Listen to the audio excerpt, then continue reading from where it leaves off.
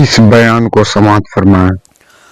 आज मैं चंद अहम बातें आपके सामने रखता हूं कंपैरिजन के तौर पर कि दुनिया जब से आबाद है जंगों का एक सिलसिला चलता रहा है, इंसानों में आपस में लड़ाइयां होती रही हैं, लेकिन तारीख उठाकर देखें तो तकरीबन सारी लड़ाइयों के पीछे जो रीजन है, जो सबब है, जंग किस मकसद से हुआ करती थी, तो उन मकासद में अगर आप गौर करेंगे तो सबका एक हासिल हुआ करता था, तख्त को हासिल करना, हुकूमत को हासिल करना, या माल हासिल करना, या हसीन औरतों को गुलाम बनाना, बांदी बनाना। ये दुनिया का निजाम रहा है, इसीलिए जंगें हुआ करती थी। या अगर ये चीजें ना हो तो फिर इंसान की जो अंदर की गैरत है, तकब्बुर है, गुरूर है, वो चीज उसे जंग करने पर आमादा करती थी। बस यही रीजन है, बाकी कुछ नहीं मिलेगा आप।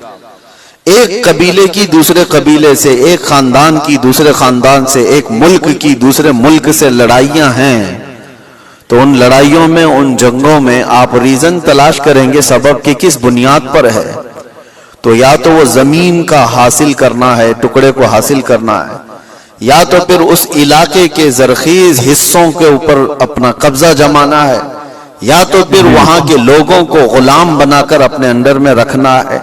यही सारी चीजें हैं पूरी दुनिया में, पहले से यही चलता आ रहा है। और लगभग आज भी अगर आप दुनिया पर नजर डालेंगे तो यहां पर भी जंगों का एक मकसद यही दिखा। कोई अपने आप को दादा कहे, बाबा कहे, कोई अपने आप को सुपर पावर कहे, और उसके बाद फिर दूसरों को मनवाने की बात कहे कि मेरी हर बात तुम्हें माननी पड़ेगी। दूसरा नहीं मानेगा, अगर आंख भी दिखाया तो फिर जंग हो जाएगी। अगर वो कमजोर है, गरीब है, तो फिर जंग हो जाएगी। लेकिन यहां पर भी मकसद जंग का यही है। पूरी दुनिया में तन्हा इस्लाम के मुतालिक मैं आपको बताऊं, इस्लाम में जो जंगें हुई, गज़वात हुए सहाबा के और दूसरों के दरमियान, वहां क्या मकसद रहा, क्या रीजन रहा। हज़रत रबिया बिन आमिर रज़ी अल्लाह ताला अन्हु हुजूर सल्लल्लाहु ताला अलैहि वसल्लम के तर्जुमान हैं, एम्बेसडर हैं। जब वो ईरान में गए थे वहां के बादशाह के पास पैगाम लेकर इस्लाम का, तो आपसे पूछा गया था कि आप लोग क्यों ये पैगाम पहुंचाना चाहते हैं हर जगह, और क्यों लड़ना चाहते हो या मुकाबला करना चाहते हो। आपने कहा हमारे आका सल्लल्लाहु ताला अलैहि वसल्लम का फरमान आलीशान है, ला ततमन्नौ लिक़ा अदुविकुम, दुश्मन से मुठभेड़ होने की, जंग करने की तमन्ना भी मत करो, जंग करने की ख्वाहिश मत रखो। लेकिन हम पैगाम अमन और पैगाम इस्लाम फैलाते हैं, इसलिए अब रीजन सुनो, सबब सुनो, इस्लाम किस लिए फैला। हजरत रबिया बिन आमिर कहते हैं कि हमारा सिर्फ एक मकसद है कि इंसानों को इंसानों की गुलामी से निकालकर खालिक की आप बंदगी में लगा दें, अल्लाह की बंदगी में और उसकी इबादत में लगा दें। हमारा मकसद ये है इंसान इंसान का गुलाम ना रहे। हर दौर में यही चलता आ रहा है। और आप शुरू के दिनों में जो गुलामों के मामलात इस्लाम के मसाइल में भी अगर पढ़ते हैं तो यूं नहीं है कि इस्लाम ने गुलामी को बढ़ावा दिया है, बल्कि इस्लाम धीरे धीरे धीरे गुलामी को खत्म कर दिया। अरे तुमने कसम का अगर खा लिया, कसम खा लिया और उसको तोड़ दिया तो कफारे में गुलाम आजाद करना है, रोजा उसके कफारा है उसमें गुलाम आजाद करने हैं, जिहार है उसमें गुलाम, कई ऐसी चीजें हैं। गलती तुम कर रहे हो लेकिन गुलाम को आजाद करना है। ये सिस्टम क्यों बनाया गया था? ये सिस्टम इसलिए कि गुलामी का दौर खत्म हो जाए। और इस्लाम ने जो कुछ भी गज़वात हुए, जंगें हुई, वो सिर्फ और सिर्फ अल्लाह तबारक व तआला की जमीन पर उसके अहकाम के निफाज के लिए। दूसरा रीजन उन्होंने बताया था कि जब कभी जंग करने का हुक्म हमें उस वक्त तक नहीं है जब तक किसी कौम के ऊपर कोई ऐसा जालिम आ जाए जो वहां के लोगों का जीना धोबर कर चुका हो, उनको सांस लेने की भी दिक्कत आ गई हो, تو پھر اسلام کہتا ہے کہ اللہ تبارک و تعالیٰ کی مخلوق کو آسانی پہنچانے کے لیے اور ظالموں سے نجات دلانے کے لیے پھر اس کے لیے جنگ ہوگی. تو جنگوں کا جو ریزن ہے وہ مقصد ہے وہ اللہ تبارک و تعالیٰ کی زمین کو فساد سے صاف کرنے کے لیے ہی صرف ایک ریزن آپ کو ملتا ہے یہ اسلام میں. باقی دوسری جگہ آپ جہاں پر بھی دیکھیں گے دوسرے ملک پر دوسری قوم پر حملہ کرنا ہے تو وہاں کے مال کو لوٹنا ہے, وہاں کی زمین کو حاصل کرنا ہے, وہاں کی بادشاہت کو لینا ہے, وہاں کے علاقوں پر اپنا قبضہ جمانا ہے. اگر علاقوں پر قبضہ جمانا ہی ہوتا ہر جنگ کرنے کے بعد تو آپ کو میں بتاؤں خالد بن ولید نے 125 جنگیں لڑی, 125 جنگیں لڑی اور کئی علاقے فتح کیے. کیا ہر علاقے کو فتح کرنے کے بعد خالد بن ولید نے اپنی بادشاہی کا اعلان کر دیا کہ آج کے بعد سے اس علاقے کا مالک میں ہوں, اس علاقے کا بادشاہ میں ہوں؟ نہیں. پوری تاریخ اٹھا کر کے آپ دیکھیں کتنے ایسے صحابہ ہیں جن کو سپہ سالار بنا کر کے بھیجا گیا, انہوں نے علاقے کے علاقے فتح کیے لیکن اپنی بادشاہی کا اعلان انہوں نے نہیں کیا, بلکہ ہمیشہ سے یوں اعلان کیا کہ میں رسول اللہ صلی اللہ تعالی علیہ وسلم کے غلاموں کا ایک ادنا غلام اور امن کے لیے اس زمین کو فساد سے صاف کرنے کے لیے میں یہاں پر آیا ہوں. محمد بن قاسم 19 سال کی عمر میں ہندوستان آیا تھا. آپ کو پتا ہے محمد بن قاسم سب سے پہلے 10,000 کا لشکر لے کر کے جب آیا تھا, وہ بھی ہندوستان کیوں آیا تھا؟ ہندوستان میں ظلم اس طور پر ایک راجہ دائر سنگھ نے اور اس کے گنڈوں نے کچھ عورتوں کو قبضہ میں لے لیا جو حج کے سفر پر جا رہی تھی, اور عورتوں کا مال بھی لوٹ لیا, ان کو قید میں رکھ دیا گنڈوں نے. ان عورتوں نے گہار لگائی, کچھ لوگوں نے ان عورتوں کی یہ باتیں سنی اور عرب کے اس وقت کے گورنر جو تھے حجاج بن یوسف کے پاس یہ خبر سنا رہے تھے. حجاج بن یوسف کا بھتیجا محمد بن قاسم 19 سال کا, اس نے یہ خبر سنی کہ اتنی دور کچھ عورتوں پر کچھ ظالم گنڈے ظلم کر رہے ہیں. اس نے وہیں سے آواز لگائی لبیک یا اختی, اے میری بہن میں آ رہا ہوں تیری مدد کے لیے. اور اس زمانے میں 4000 کلومیٹر کا سفر کر کے آنے والا, جنگلوں کا سفر, دریاؤں کا سفر, پہاڑوں کا سفر, 10,000 کا لشکر لے کر ایک جوان آیا ہے. اور پھر اس زمانے میں موجود ان غنڈوں اور ان ظالموں کو جو عورتوں کے حقوق کی پامالی کر رہے تھے للکار کر کے کہا. پھر مقابلہ ہوا, 3 دن تک یہ لڑائی چلی تھی. اس کے بعد وہ سارے گرفتار ہوئے اور راجہ کی بھی گدی چلی گئی, تخت چلا گیا, سب ختم ہو گیا. ایک 19 سالہ لڑکے نے امن کا پرچم لہرایا تھا, لیکن ریزن کیا تھا, مقصد کیا تھا؟ ظلم سے علاقے کو صاف کرنا. اور اس کے بعد ایک بڑے پنڈت ہیں الہ آباد یونیورسٹی کے, وہ ریسرچ اسکالر بھی رہے, اور لکھی ہوئی اس مورخ کی کتاب میں سے آپ کو میں بتاؤں, مسلمانوں کی لکھی ہوئی تاریخ کی بات نہیں کر رہا, پنڈت نے لکھا ہے, ہندو پنڈت ہیں, انہوں نے لکھا کہ محمد بن قاسم جب آیا تو اس نے صاف اعلان کیا تھا اس علاقے میں رہنے والے جس کو جس چیز پر عمل کرنا ہے وہ آزاد ہے, کوئی میرا نوکر نہیں ہے, کوئی میرا غلام نہیں ہے. اور عدل ایسا قائم کیا تھا کہ پورے علاقے والوں نے اپنے سر آنکھوں پر اس کو بٹھا رکھا تھا, 19 سال کے جوان کو, کیونکہ لوگ راجاؤں کے ظلم سے تنگ آ چکے تھے. دیکھا تھا انہوں نے کس طرح سے کسی کی بھی عورت کو اٹھا کر کے اپنے حرم سرا کی زینت بنا دیا کرتے تھے. لیکن ایک 19 سالہ جوان جب آیا تو اس نے عدل و انصاف ایسا قائم کر کے دکھایا تھا, ہر ایک نے اپنی بائیں پھیلا کر کے اس کا استقبال کیا تھا. یہ ہندو پنڈت کی کتاب میں لکھا ہوا موجود ہے, اپنے نہیں دوسروں نے اس عدل اور انصاف کے متعلق لکھا ہے. اسلام کا ریزن یہ رہا ہے میرے عزیزوں, دنیا 1000 پروپیگنڈا پھیلایا آج, تاریخ کے اوپر تم کتنے دھبے ڈال کر کے چھپاؤ گے. اگر پیچھے جاؤ عرب کی جاہلیت میں اگر جنگیں دیکھیں گے آپ, اللہ کی پناہ جو مشہور جنگیں ہیں وہاں کی حرب بسوس ایک نام سے جنگ ہوئی جو 40 سال تک چلتی رہی. بنی بکر اور بنی تغلب یہ دو قبیلے تھے. ان قبیلوں میں ہوا کیا تھا؟ بنی بکر کی اونٹنی بنی تغلب کے چراگاہ میں آ گئی تھی. اونٹنی چرنے کے لیے آ گئی غلطی سے, اس پر جنگ شروع ہوئی اور 40 سال چلی تھی. کیسی جنگ ہوئی تھی دونوں قبیلوں میں؟ جب تک دونوں قبیلوں کے لوگ ختم نہ ہو گئے, دونوں قبیلوں کی اونٹنیاں اور گھوڑے مر نہیں گئے, تب تک یہ جنگ چلتی رہی. اس کے علاوہ اور بھی جنگیں ہیں. اوس و خزرج کی لڑائی 120 سال تک چلی تھی. یہ صرف اور صرف غرور و تکبر کی بنیاد پر چلی ہوئی جنگیں ہیں. علاقے کے علاقے انہوں نے ختم کر دیے تھے, نسلیں ختم ہو گئی تھی.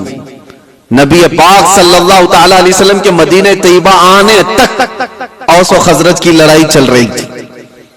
اور اگر آپ یہ کہیں یہ عربوں کی جہالت اور ان کی نہایت ہی بدماشی کا حال ہوگا, تو ایسا نہیں میرے عزیزو. اس زمانے میں ایران کا بھی وہی حال تھا, روم کا بھی وہی حال تھا. جب یہ کسی علاقے پر قابض ہوتے, آپ کو پتا ہے کہ ایک ایرانی بادشاہ نے فلسطین پر حملہ کیا تھا تو 1,40,000 فلسطینیوں کو ذبح کر دیا تھا. اور روم والے کیا کرتے تھے؟ روم کے عیسائی جب یہودیوں پر قابض ہوتے تھے تو ان کے ہاں تو مشغلہ تھا. ہزاروں لوگ جب جنگ میں قیدی بن کر کے آتے تھے تو انٹرٹینمنٹ کے لیے روزانہ میدان سجائے جاتے تھے, اور اس میں بڑے بڑے جو پہلوان ہیں, جو سپہ سالار ہیں, وہ اپنی تلوار کا جوہر دکھانے کے لیے ان قیدیوں کو ایک ساتھ مارتے تھے. اور یہ مقابلہ ہوتا تھا کہ ایک وار میں کتنی گردنیں اڑا سکتا ہے آدمی. یہ رومیوں کا مشغلہ تھا ہی. ان کا جب یہودیوں کو قبضے میں لے لیتے تھے یا قیدی بنا کر لاتے تھے تو ایک ایک تلوار کے وار پر 10-10 لوگوں کی گردنیں اڑانا وہ سمجھتے تھے بہادری کا جوہر ہے. اور کہیں پر ان کو اس چیز کا کوئی افسوس نہیں کہ انسان کس طرح کاٹے جاتے ہیں. ایک تو آپ کو میں بتاؤں, بہت مشہور ایک شخص ہے جس کو ڈارلنگ آف ہیومن ریس کہا جاتا ہے. تاریخ میں آپ پڑھ لیں نا, اس نے کیا کیا ہے. تقریباً 60,000 کے قریب یہودیوں کو قبضے میں لے کر ایک بہت بڑے علاقے میں ان کو باندھ دیا, اور جنگل کے خطرناک درندے لا کر کے ان کے اوپر چھوڑ دیے گئے تھے. وہ نوچ نوچ کر کے کھاتے تھے اور یہ لوگ تماشا دیکھ دیکھ کر تالیاں بجاتے تھے. یہ انسانوں کی زندگیوں کے ساتھ جو تماشے ہوتے رہتے تھے, یہ ایگو, یہ ان کا تکبر, یہ ان کا غرور, کسی مفتوح قوم پر, مغلوب قوم پر وہ اپنے غصے کی تمام چیزیں نکال دیا کرتے تھے.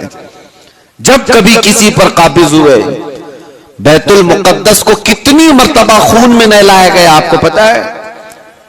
ٹائٹس کے زمانے میں پورے فلسطین میں ایسی جنگ ہوئی تھی کہ گھوڑوں کے ٹاپ پورے خون سے بھر جایا کرتے تھے. جب بھی گھوڑا کسی بھی گلی میں جائے خون کے بغیر نہیں آتا تھا. یہ سب تاریخ محفوظ ہے, ہماری لکھی ہوئی نہیں. یہ غیر مسلموں کی لکھی ہوئی تاریخیں موجود ہیں جنہوں نے پوری دنیا میں کیا تماشے بنائے. اور ایک طرف اسلام کے خلاف پروپیگنڈا پھیلانے والے, ان کو میں دعوت دیتا ہوں, آؤ مطالعہ کرو, آؤ مطالعہ کرو. کسی بھی جنگ کو چھیڑا نہیں گیا تھا. حضور پاک صلی اللہ تعالی علیہ وسلم کے زمانے پاک میں جتنے غزوات ہوئے تھے, وہ جتنی بھی جنگیں ہوئی وہ اس فارمولے پر ہوئی ہیں, چھیڑو مت, لیکن چھیڑے کوئی تو چھوڑو مت. یہی فارمولے پر جنگیں ہوئی ہیں. بدر میں میرے آقا صلی اللہ علیہ وسلم تشریف لے گئے. کیا بدر کو زبردستی لڑنے کے لیے بلایا گیا تھا؟ نافذ کی گئی تھی مسلمانوں پر. احد مدینے میں ہوئی ہے. کفار مکہ وہاں سے پورے قبیلے لے کر کے آئے تھے مدینے پر حملہ کرنے کے لیے, تو جنگ احد مدینے کے باہر ہوئی. جنگ خندق کہاں ہوئی؟ 12,000 کفار و مشرکین آئے تھے حضور پاک صلی اللہ علیہ وسلم اور صحابہ سے لڑنے کے لیے، اور کہاں پر؟ مدینے کے باہر ہی لڑائی ہوئی، گئے نہیں تھے، مدینے کے آس پاس ہوئی۔ یہ سب جنگوں کے بعد، ہر جنگ کا ریزن میں آپ کو بتاؤں، لیکن جنگوں کے بھی اصول ہوتے ہیں، لیکن دنیا یہ صرف اصول بتانے کے لیے کہتی ہے، آج اس پر عمل کوئی نہیں کرتا، عمل کوئی نہیں کرتا۔ آپ کیا سمجھتے ہیں یہ ظلم و بربریت جو کچھ بھی دنیا میں ہوئی کسی خاص قوم کے ساتھ ہے؟ سب قومیں اس میں ملوث ہیں، سب قومیں ملوث ہیں۔ ہمارے ہاں کی قوموں کے متعلق بھی تاریخ میں آپ کو بتاؤ، ہندوستان میں بھی کیا کیا ہوتا رہا، کتنی بڑی بڑی جنگیں ہوئی اور کتنے لوگوں کا قتل عام ہوا، راجاؤں کے مہاراجاؤں کے تخت حاصل کرنے کے لیے ایک دوسرے کی لڑائیوں میں کتنے گرجا گھر توڑے گئے، کتنے مندروں کو توڑا گیا، کتنے معبدوں کو توڑا گیا، یہ سب چیزیں تاریخ میں موجود ہیں۔ لیکن دنیا ان سب سے آنکھ بند کر کے ایک طرف ٹارگٹ کی ہوئی ہے، صرف اسلام، جبکہ سب کی تاریخیں بھری ہوئی۔ آپ کو اگر تاریخ پڑھنا ہے تو آپ اٹھا کر کے دیکھیں کس راجے نے اپنے تخت بچھانے کے لیے کتنے لوگوں کو اس تخت کے نیچے دبایا ہے۔ آپ کو پتا ہے یہ جو پیرامڈز بنے تھے اس کے متعلق بھی یہی کہا جاتا ہے، اہرامات مصر فراعنہ نے، وہاں پر وہ ایک ایک پتھر پتہ نہیں کتنے ہزار کلو کا ہے، اس طرح سے وہ جو بنائے گئے اس میں ہزاروں نے لاکھوں لوگوں کی لاشیں ختم ہو گئی ہیں، کتنے لاکھوں لوگ مر گئے اس میں۔ بادشاہوں کا نظام یہی رہا ہے، اپنے حصول کے لیے، اپنی جاہ کے لیے، اپنی طلب کے لیے انسانوں کا قتل عام کیا ہے، انسانوں کا قتل عام کیا۔ اور جو ورلڈ وار فرسٹ اور ورلڈ وار سیکنڈ جو ہوئی اس کی بھی تاریخ اٹھا کر کے آپ پڑھیں، کس لیے جنگیں ہوئی آپس میں، یہ تو زیادہ دور نہیں ہے نا، 1920 1940 کے بیچ میں، یہ زیادہ دور نہیں ہے، ابھی 100 سال پہلے کی بات آپ کو بتا رہا ہوں۔ فرسٹ ورلڈ وار اور سیکنڈ ورلڈ وار میں جو لوگوں کی موتیں ہوئی ہیں، فرسٹ میں تقریباً 3 کروڑ لوگ مارے گئے ہیں، کروڑ، 1 2 100 200 1000 2000 کی بات نہیں کر رہا ہوں، 3 کروڑ۔ اور سیکنڈ ورلڈ وار میں اس سے بھی زیادہ لوگ مارے گئے، زخمی ہوئے۔ یہ صرف اور صرف بادشاہوں نے اپنے تخت کے لیے، اپنی زمینوں کے لیے لڑائیاں لڑی ہیں۔ اور ٹوٹل میرے آقا صلی اللہ علیہ وسلم نے اپنی زندگی پاک میں 17 غزوات میں شرکت فرمائی۔ کتنے؟ 17 غزوات، اور ٹوٹل 17 غزوات کو ملائیں گے تو 252 لوگ مرے تھے، اس کے علاوہ نہیں۔ 17 جنگوں کی جو لسٹ بتائی جاتی ہے میرے عزیزوں، لیکن پھر بھی دنیا کو اعتراض ہے اسلامی جنگوں سے۔ آپ کو میں بتاؤں، جنگوں کے اصول ہوتے ہیں، اسلوب ہوتے ہیں، طریقہ کار ہوتے ہیں، لیکن کسی نے عمل نہیں کرنا ہے اس پر۔ گوانتانامو بے جیل کے متعلق سنا ہوگا، ابو غریب جیل کے متعلق آپ نے سنا ہوگا، امریکی لوگوں نے جو عراق جنگ کے بعد وہاں کے قیدیوں کے ساتھ سلوک کیا ہے، یہ ہم نے نہیں ہے، ہیومن رائٹس کی تنظیموں نے لکھا ہے، اس کو تاریخ میں موجود ہے۔ قیدیوں کو لٹا کر کے ان کے اوپر کتے چھوڑ دیے جاتے تھے، قیدیوں کو باندھ کر کے ان کے منہ پر پیشاب کیا جاتا تھا اور ان کو غلاظت کھانے پر مجبور کیا جاتا۔ انسانیت سے گرے ہوئے حرکتیں۔ ایک ظالم جب نشہ کے غرور میں آتا ہے تو ایسی حرکتیں کرتا ہے، لیکن جس کے تیرے میں ایمان ہو وہ کیا کرتا ہے؟ اللہ اکبر۔ میرے عزیزوں، محمد الرسول اللہ صلی اللہ تعالی علیہ وسلم کے پائے اقدس پر میں تمہیں لے کر چلتا ہوں۔ یہ وہ وقت ہے جب اللہ کے حبیب صلی اللہ تعالی علیہ وسلم کا پیغام دنیا میں بہت دور تک جا چکا تھا، یمن، عراق، شام، مصر، ہر جگہ پہنچ چکا تھا، اور 1,20,000 صحابہ اس وقت موجود تھے جب نبی پاک صلی اللہ تعالی علیہ وسلم کی قوت کا عالم تھا، غلبے کا وقت تھا، مکہ بھی فتح ہو چکا تھا، مدینے کے آس پاس کا علاقہ اسلام کے پرچم سے لہرا رہا تھا۔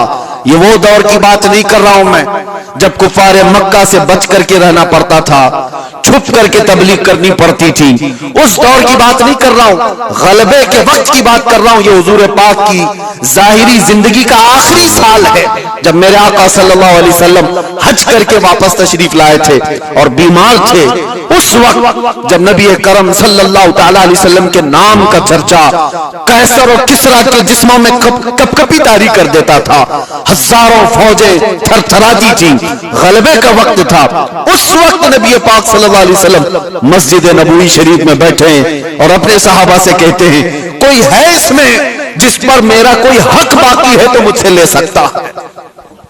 کوئی ہے جس پر میرا کوئی حق باقی ہے تو وہ سوال کرے، میں دینے کو تیار ہوں۔ میرے عزیزوں، کون کہے گا یہ غلبے کے وقت، طاقت کے وقت جب پاور میں آ جائے کوئی پوچھ کر کے دکھائے کہ اسی پر کچھ باقی ہے تو یہ رسول اللہ کی شان ہے۔